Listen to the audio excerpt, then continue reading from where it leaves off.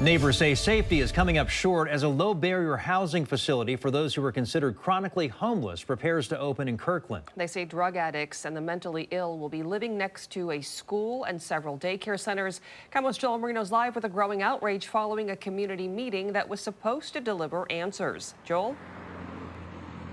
And Marion Preston, people in this area say providing housing and other services to homeless people, that's a critical need that has to be met. But they tell me that this location behind me is the wrong place to do it in. This former hotel will soon become the latest health through housing facility, a program overseen by King County that brings chronically homeless people indoors. The problem for many in the surrounding community is that a school and several daycares are right next door. Those young people are vulnerable.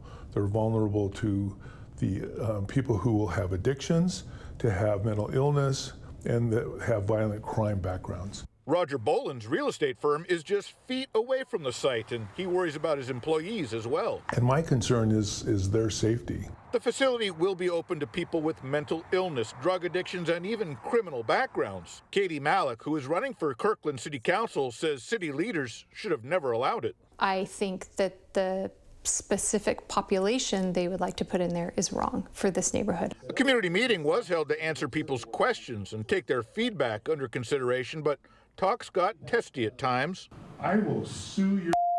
And many felt they weren't being heard. My takeaway was I think they had a message and they just really wanted to continue delivering that specific message. Tenants will be screened, and those selected will have to follow a code of conduct as part of their lease, including a no weapons rule. When it comes to drugs, however, sobriety will not be a requirement.